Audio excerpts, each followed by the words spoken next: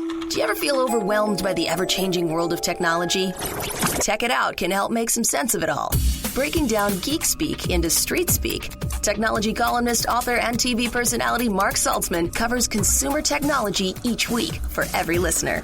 Mark tackles the latest news, reviews, and how-tos to help you understand what's hot, what's not, and why. Hey everyone, welcome to Tech It Out, episode 100. I'm blown away at this milestone.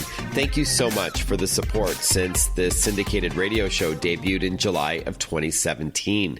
Thank you to Radio America for distributing Tech It Out to 86 affiliates who take the 1 hour weekend show now, and the 279 stations that take the 1 minute daily interstitial.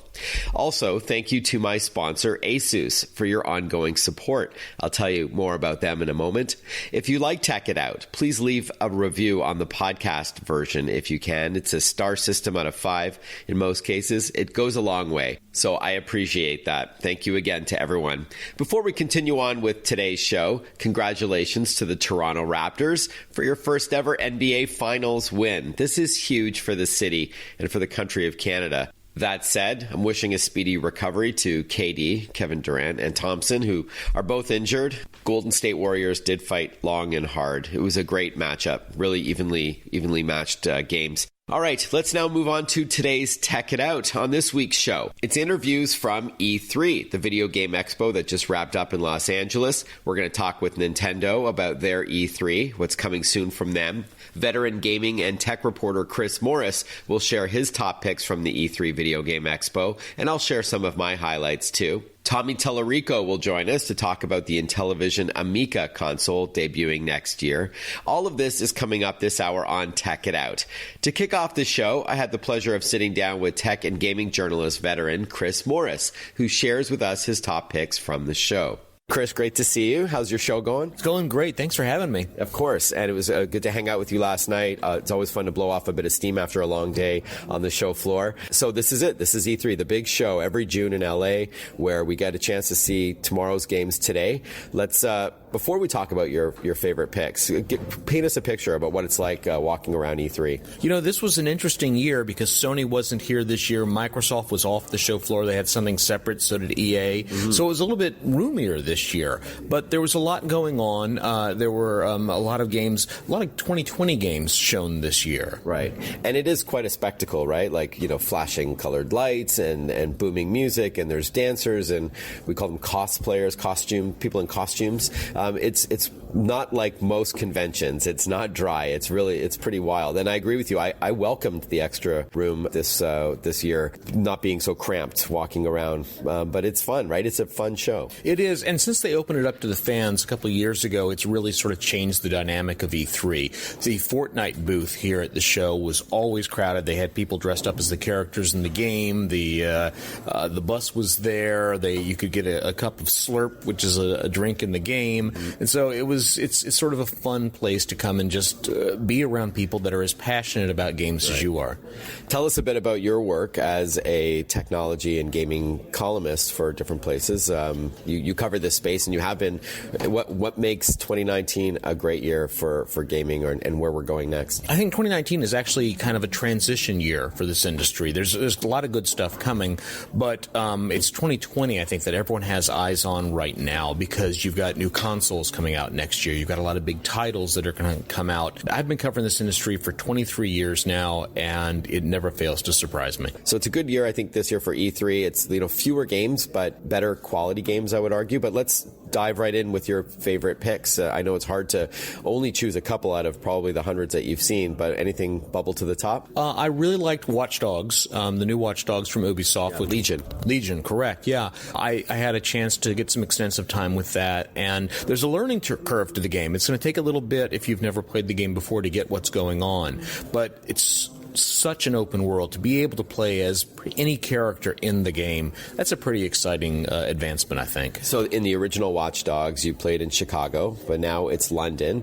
and it takes place in this kind of like a really high surveillance kind of society, right? Big Brother, if you will, a little Orwellian. And you can, as you said, for the first time, play as any of these Londoners that walk around, and then they each have their own abilities and backstory. That hasn't, I don't think it's been done before on that scale. No, I don't think it has either. I think it's something they've been hoping to work up towards for a long time. And as you get longer into the life of a console, the PlayStation 4 has been out for, I'm not sure how many, 5, 6, 7 years at this point. So as Xbox, developers know what to do with that technology, and that gives them the ability to do things like this. And this game, Watch Dogs Legion, is also going to be available for Google Stadia. Can you tell our listeners a bit about that platform? Yeah, Google Stadia is a really exciting delivery method for games. So essentially think of what you do with Netflix when you want to watch a movie. You press a button and you're instantly watching that movie. Same thing with games. And just as exciting, you can play them anywhere. You can play on your TV at home. Maybe you take your tablet to work and you're commuting. You can play that on the train or bus, and even your cell phone down the road. Yeah, wild. So it's like on demand, no more downloading, no more plastic discs. It just starts when you want. That's the promise. We'll see how it goes. And I know Microsoft has their xCloud, a similar idea, and maybe some others that haven't yet been announced. But that's probably the future. Would you agree? I think that's definitely the future. I think everyone that I've spoken to in the industry thinks this is how people are going to get their games in the years to come. It's not going to be immediate. There's going to be some hiccups with this, but and physical game sales aren't going to go away immediately because some people are not going to have fast enough broadband speeds, even though the barrier for that's pretty low. Yeah. But I think this coming generation, the next Xbox, the next PlayStation, probably the last ones that have a physical media. We're chatting with Chris Morris. He's a seasoned video game and technology journalist. He writes for Fortune. He's with Voice of America, several other publications as well. And we're chatting about E3. Our top picks from the 2019 Electronic Entertainment Expo is what the acronym used to stand for. I think they dropped that, right? Yeah, I think you're right. Yeah, I think it's just... Did you know where Watch Dogs Legion is being developed?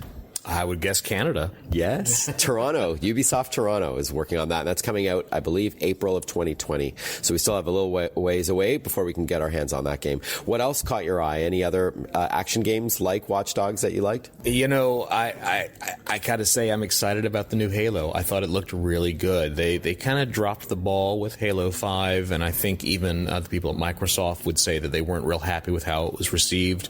But launching a Halo with a new console in 2020, Microsoft is really looking to regain market share. Were they showing a lot of the game, or was it more of a trailer? It was more of a trailer. They introduced it quickly last year. It was a little bit more of a teaser this year. It has the dramatic elements of the Master Chief becoming once again a principal player in the game, and it was enough.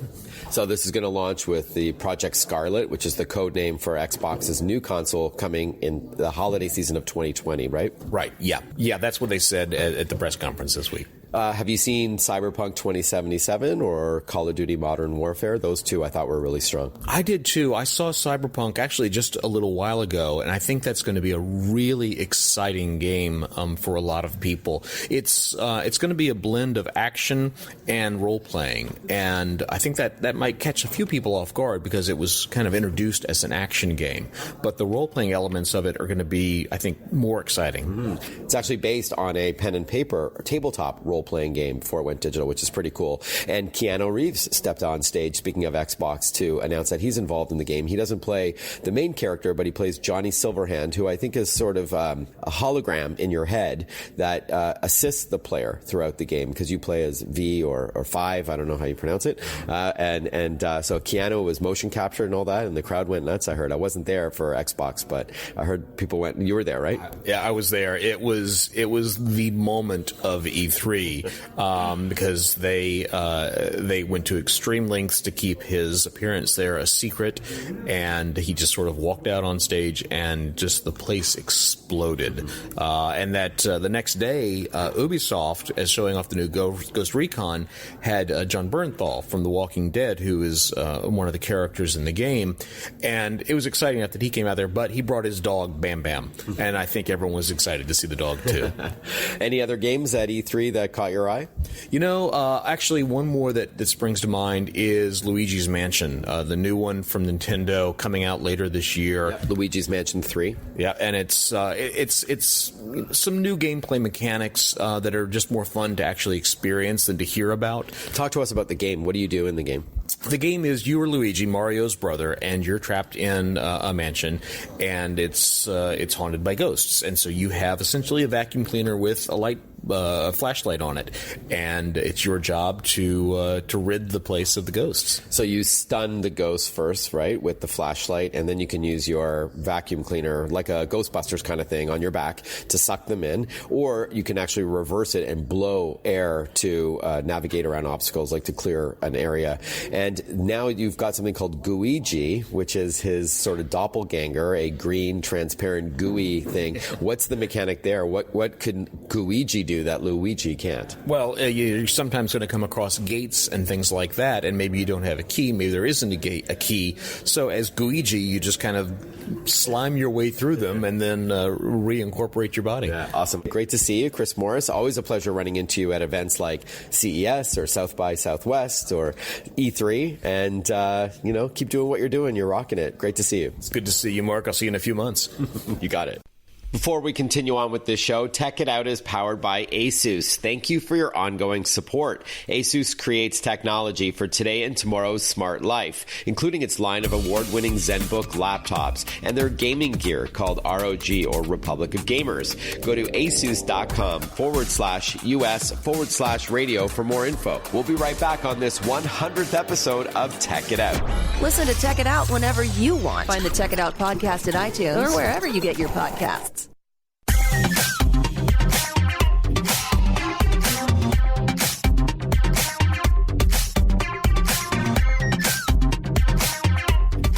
Welcome back to Tech It Out. For our next interview from E3, the huge gaming show in LA, I caught up with Tommy Tallarico, a seasoned video game composer, musician, and sound designer. He's a TV personality and a live show creative director and producer with Video Games Live. It's a touring symphony of video game music and other acts. He's worked on over 300 video game titles since the 90s and received awards for his contribution to the video game industry. He is now with Intellivision. That's right, the classic console is coming back, but not as you know it. It's called Intellivision Amica, and it is more than just a retro machine, as you'll hear now.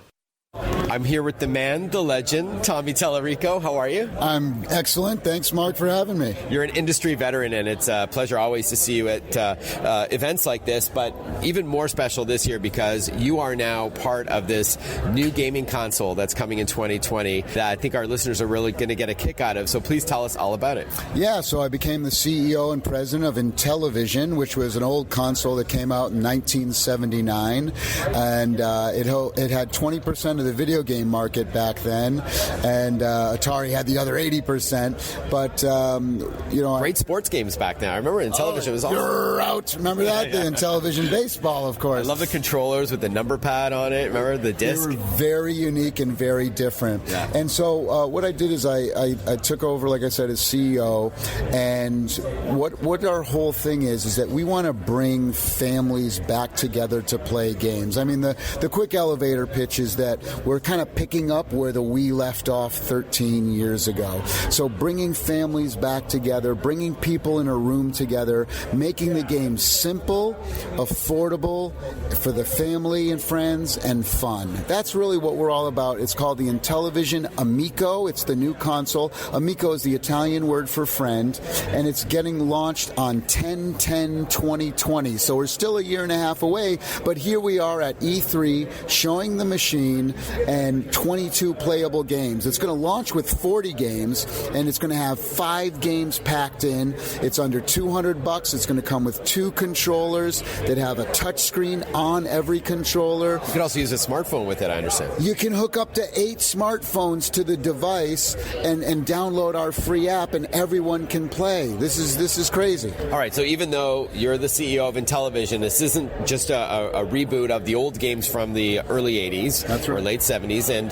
so this is some of them are about 25%, if I'm not mistaken, are Intellivision games that have been reimagined for today's day and age. Can you elaborate a bit on that? Yeah, not only Intellivision games reimagined, but all the old retro games. We went out and got all the licenses from Burger Time to Missile Command and Moon Patrol. And I used to love that one. Oh, you got to play the new Moon Patrol. It's unbelievable. And so that's 25% of our library is classic reimagined games. Another 25% is is sports and recreation, but not only baseball, football, and soccer, but things like bowling and shuffleboard and darts and pool. Again, stuff that you can play with your family. Another 25% is original IPs. You played a few of them just now.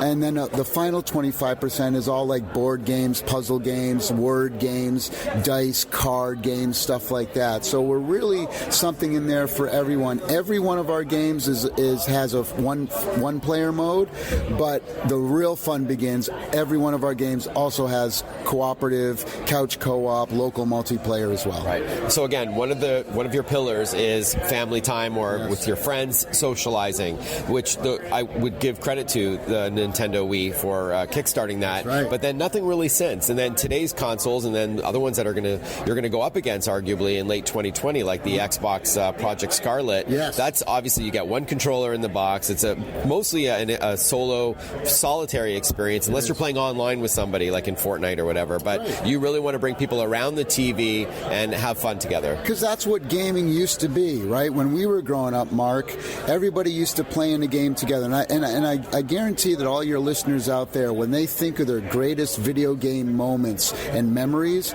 I bet it was with other people in a room together, whether it was Bomberman or GoldenEye in the N64 or Mario Kart or whatever it was, right? And that's kind of going away, like you mentioned. Yeah, and we're not trying to compete with Xbox and PlayStation. It's a different animal. Exactly, it's a different thing. But the reality is that the industry last year was $140 billion. 55% of that money that was made last year was in mobile and casual games. There's 200 million hardcore gamers in the world, but 3 billion people who play casual games every day. So what we're saying is that those casual players, they would love to play with, but even mobile games are very solitary. It's you looking at a phone.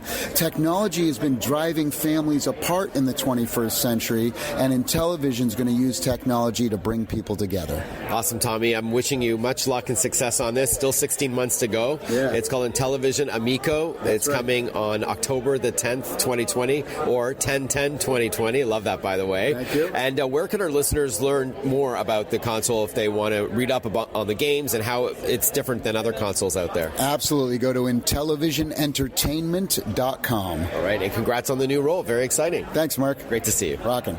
On today's Tech It Out, we're chatting with companies and personalities from E3, the annual video game expo held in June in Los Angeles. I wrote 2 articles there for USA Today. I shot a new TV episode with the Merrim Entertainment folks for CNBC. I hosted a satellite tour across the country, and I'm very fortunate to be a judge with the Game Critics Awards group. This is a group that walks around the show, plays games, and then votes on it afterwards by category and by platform. So I'll share that link when all those results are live on the Best of E3 2019. We'll be back shortly with more Tech It Out on the Radio America Network. This is episode 100. We'll be right back. Want to follow Mark? Google him. Mark with a C and Saltzman with a Z.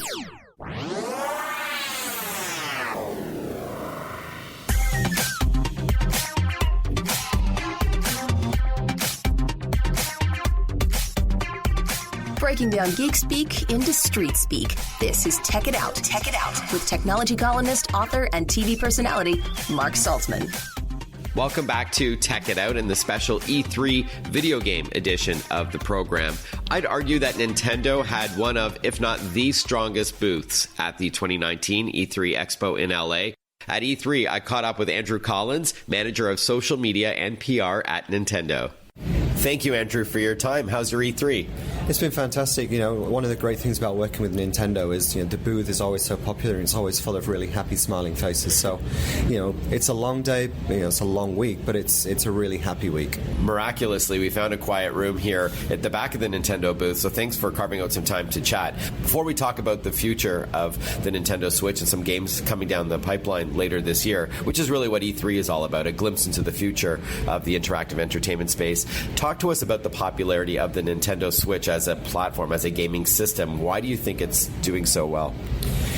I think, for Nintendo, when we look at the Nintendo Switch, it's a console which you can literally play anywhere. So you can play it at home, plug it into the dock, play it on the big screen, or if someone wants to watch football on TV, the kids can undock it and it becomes a portable system, so they can go and sit in their bedroom. Or like people like I've got mine, which I'll be playing on my flight on the way home. So I can be playing Zelda or Pokemon, and then as soon as I get home, I just put it back in the dock, and I can continue exactly where it came from. Right. So in our house, we dock the Nintendo Switch when we get home because it charges it up. Yep. But then I pull it out and take it to go. And then I love that my boys, for example, can play against one another in the back seat of the car because you can remove the Nintendo Joy-Con controllers. They just slide into the side, and those are two each small little controllers for you to control the action, right? Yeah, it's great that it's essentially multiplayer out of the box, so long as the game supports it. So, classic games like, Mario Kart 8 Deluxe, or, other games like Super Mario Odyssey, where we have the Cappy multiplayer functionality, and even games like Luigi's Mansion 3, which we're playing today, even that, where you introduce the character of Luigi, you can play that in a 2-player mode. Yeah. You can even have an 8-player mode with the Scarecraper mode. If you've got 4 Nintendo Switch, you can have 4 Luigis and 4 Guigis, so it becomes quite frenetic. But one of the really important things for Nintendo is that we have games for everyone, and you can play them in any situation you like. Like you say, at the back of the car when you're driving to school. I've even heard some people, play them in the bathroom when they're supposed to be getting ready for school. Too much information, right? Okay, so it's the versatility of the platform that is, I think, one of the hallmarks of the Nintendo Switch. And then a platform or a gaming system is only as good as its games. And that now brings us to, first of all, you've had an amazing run already, both first-party games, Nintendo's own content, as well as third-party support. But now let's pivot and talk about where we're going in the future. Most of what we're seeing here today is later this year, but I don't want to get ahead of ourselves. Chronologically, I'd love for you to tell our listeners about Super Mario Maker 2 coming at the end of June. Yeah, as you hinted, we've got this amazing monthly drumbeat of games coming out. We're only 2 weeks away from Super Mario Maker 2, and that's it's a great sequel to the original Wii U version, and you can essentially create the Mario Maker level of your dreams. There's so many more tools, and if you're not the creator type, there's a really robust story mode with 100 levels for you to play through to start with.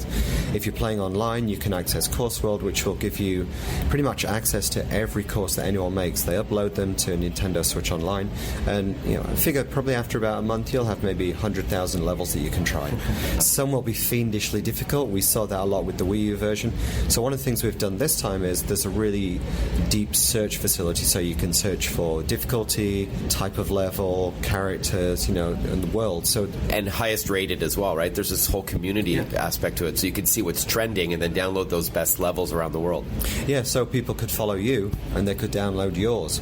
All right, so as the name suggests, with Super Mario Maker 2, you can create your own 2D platforming games where you see Mario running side to side and he's solving puzzles and jumping on baddies and things like that. And you get to create your own levels now with the new multiplayer support. But as you said, there's also a solo mode with over 100 levels, and then you can download others. So there's a lot of bang for your buck there because, theoretically, there's no limit to the levels that are available. Yeah, essentially the game never ends. There is no final level because you can just keep creating those final levels for as long as you want. Okay, great for kids and kids at heart. That's coming June 28th. Super Mario Maker 2 for the Nintendo Switch. Now let's talk about the 3 biggest games here, I would argue, from the E3 booth that we're in. And let's start off with Luigi's Mansion 3. When is it coming out? And tell us all about this one.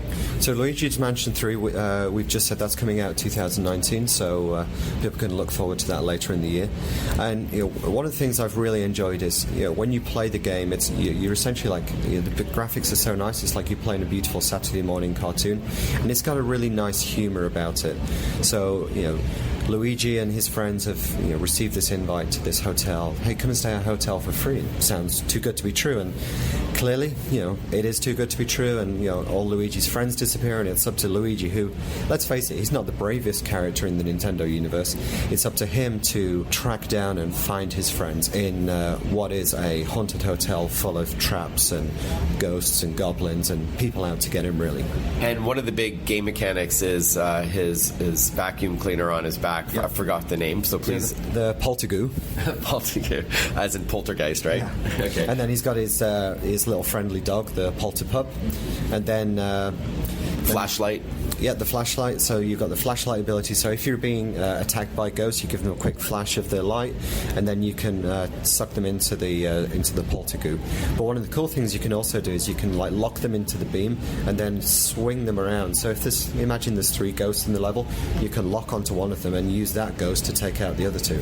Love it. And then you can also blow air outwards to things like moving away obstacles. And then the fun new mechanic though is Gooigi. And this is sort of like your doppelganger made out of goo, green transparent goo. And tell us about that mechanic.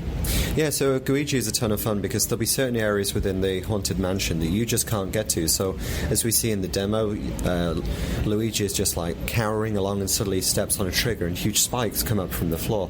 So all he does is he summons Gooigi, who's kind of, like you say, made out of goo, so spikes can't hurt him. He just walks through there, triggers what he needs to do, the spikes disappear, and then Luigi can continue through it. Or he can squeeze through bars, like if you're trapped somewhere, that kind of thing. Water pipes, things like that. And one of the interesting ways about that is that the game becomes 2-player. So I could play that on my own and I alternate control with Luigi and Gooigi. Or if I wanted to play it with my little guy at home, he can be Gooigi and I can be Luigi, and we can play together all the time. All right, so this is Luigi's Mansion 3. Yep. It's exclusively for the Nintendo Switch, coming at some point in 2019, so by the holidays at least, if not sooner. And it was really fun. I played it yesterday, by the way, and I thought it was a really, as you said, a great-looking game. Very easy to pick up, but hard to put down. So that's something I'm excited about. We'll continue our chat with Nintendo's Andrew Collins when we return on the show. Breaking down geek speak into street speak. Check it out. Hosted by Mark Saltzman.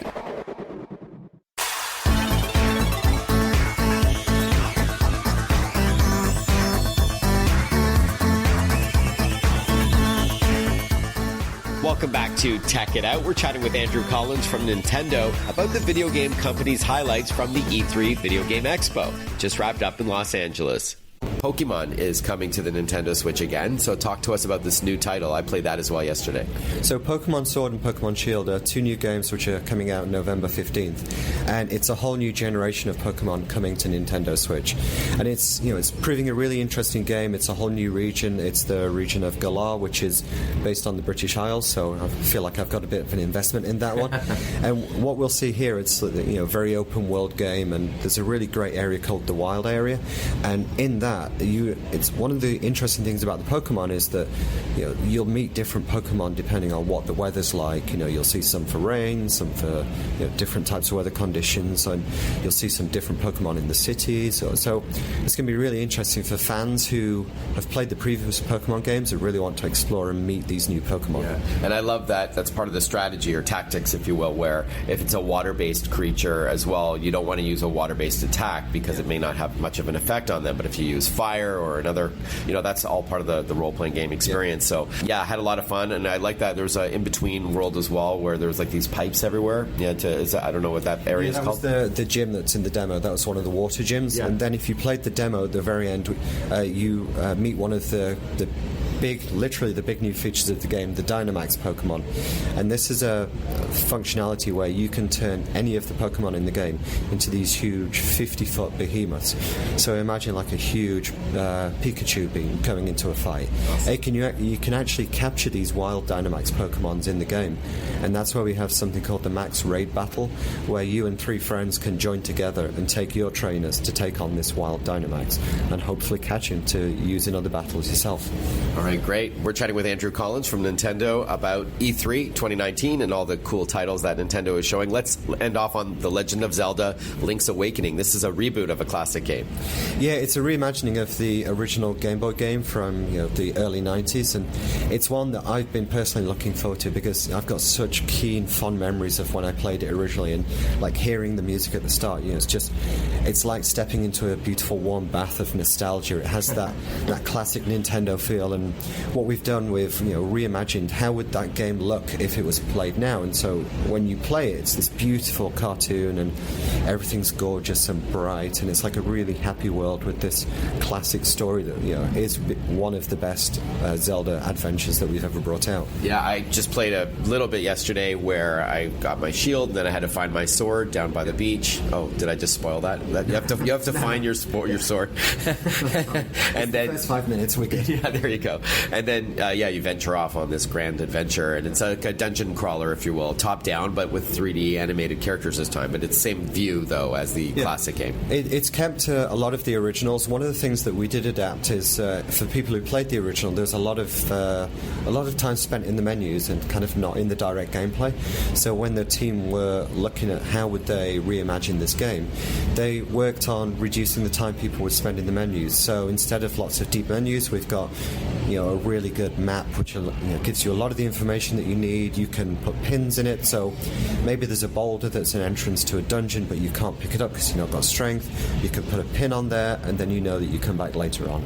And it's just one of the examples of kind of the details that the team have put into creating what is certainly going to be my go-to game for the next couple of months when it comes out. And when is it coming out? That's September 20th. All right, September 20th. And then Luigi's Mansion 3 a little bit afterwards, probably, as well as the I'm not trying to get a hint from you, as well as the Pokemon games, both games as well, Sword and Shield. Okay, awesome. Andrew, thank you so much for your time. I've really enjoyed chatting with you. Congratulations on another successful E3. Nintendo always stays on top of its game, pun intended, and this year is certainly no exception. Thank you. Awesome. Thanks a lot. Pleasure to talk to you.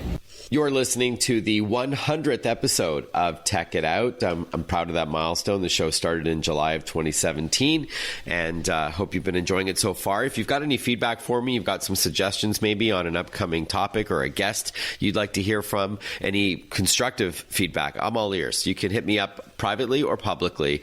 With the latter, you can get me on social media. I'm on Twitter, Instagram, Facebook, YouTube, LinkedIn, you name it. I'm on Twitter at Mark_Saltzman. That's Mark with a C _ or underline SALTZMAN. On Instagram, it's just Mark Saltzman. But if you do a search with Mark with a C, you're going to find me. And you can also follow my tech tip of the day, if you like, on Twitter, Instagram, and LinkedIn, where every day I offer a little bite-sized bit of advice in the tech world. So I hope you find that useful. And if you like the podcast version of the show, you can, of course, subscribe via iTunes or Blog Talk or TuneIn and what have you. Please tell a friend, share the link with a colleague. You can also leave a review. There's usually like a 5-star system that you can click on. I appreciate that very much. I'm really excited that it is the 100th episode of this show. As I've been working on this every week, I produce the show and I host it. I source all the guests, so it means a lot to me, and I really love the feedback that I get from listeners. When we return on Tech It Out, we're going to continue our E3, our special edition of the show on the hottest games to come in the near future. I hosted a satellite tour on Tuesday from E3 just down the street, and I'm going to share with you when we return a couple of other gaming picks from my vantage point, as well as a couple of gadgets to head us into the summer, maybe some Father's Day gift ideas, including an annual service. It's like a tech support service that you can gift to your dad, and it gives him 24/7 online support for all his tech, regardless of where he bought it or when he bought it, as well as phone support and in-store support at Best Buy as well. So that's all coming up. You're listening to Tech It Out, powered by ASUS. They create technology for today and tomorrow's smart life. Visit asus.com/US/radio for more info. That's asus.com/US/radio. We'll be right back. Follow Mark Saltzman on Facebook, on Twitter, on Instagram. Listen to Tech It Out whenever you want.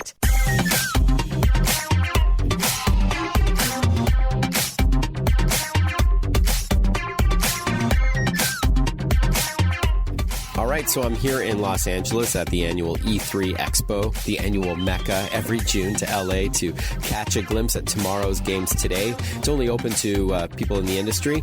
And I'm actually doing some TV interviews right now at a studio called Illuminate, just taking a little break to record a radio version of some of the cool products I'm showing. Some are tied to E3, some are not. Some are Father's Day gadgets and all that. But I wanted to share with you some of the cool things that I saw on TV. You might have even seen the interview in your local city. But let me tell you about some products that caught caught my eye. So let's start off with games since we are here at E3.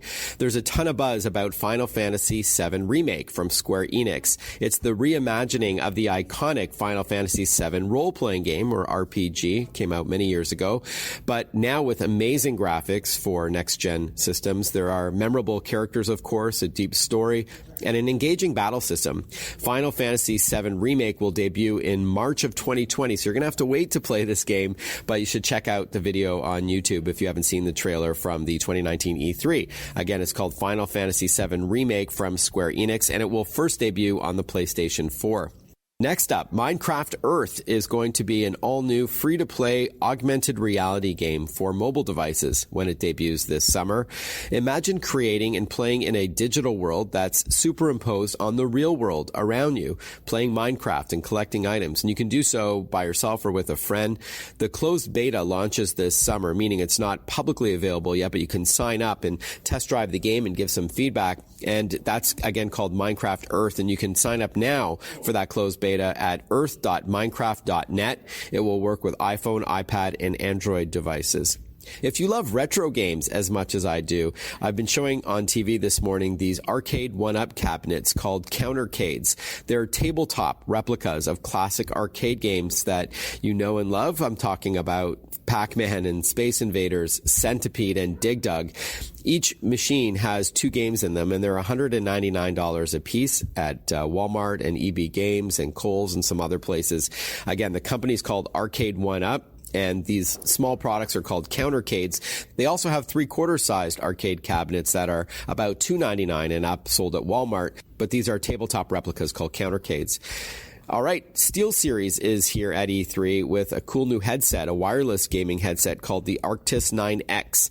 It quickly pairs with your Xbox One with a dual wireless connection. So you can hear the game's audio, but also take phone calls via Bluetooth. You can chat with your buddies over the internet or listen to music from your smartphone via Bluetooth as well. The SteelSeries Arctis 9X costs $199. I love not just the audio quality, but how comfortable they are, which is really important.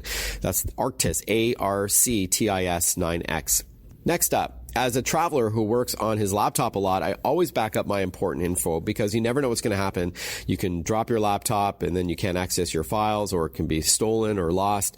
So I love this next product that I've got here with me. It's called the My Passport Go from WD. It's a small, fast, and ruggedized drive that lets you quickly back up and access all of your photos, videos, and other files. It's a USB drive, but it's an SSD, a flash drive, instead of a hard disk drive. Prices start at $89 for 500 gigs for the My Passport Go from WD, but it goes all the way up to 1 terabyte and with super fast speeds as well. Next up, for fans of Tom Clancy's Jack Ryan, and there are many out there, Season 1 is now available as a multi-disc set on Blu-ray and DVD. A great Father's Day gift, Paramount's acclaimed action series offers all 8 episodes from Season 1, plus deleted scenes that are exclusive to these discs as well. And that all will help prep you for Season 2 and Season 3, which have both been greenlit for Amazon Prime Video.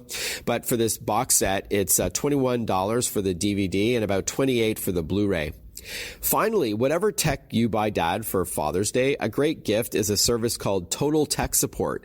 It's an annual Geek Squad membership to help Dad with his tech, no matter where he bought it or when he bought it. So again, it doesn't even have to be bought at Best Buy. If he needs help with his tech, as many dads and granddads do, this product is great. It's a service for $199 a year. Again, it's called Total Tech Support, and it offers 24/7 online help, or you can get help by phone or in store as well. BestBuy.com/GiveTTS has more on Total Tech Support. As you can see, there's no shortage of great gear and gadgets. There's TV shows and services all leading into the summer, so no shortage of gift ideas for dads and grads. All right, well, that brings us to the end of episode 100 of Tech It Out. Thank you once again for your support, and a huge thank you to Radio America, as well as my sponsor, ASUS. Tech It Out is powered by ASUS, creating technology for today and tomorrow's smart life. ASUS, for those in search of incredible. Visit asus.com/US/radio for more info.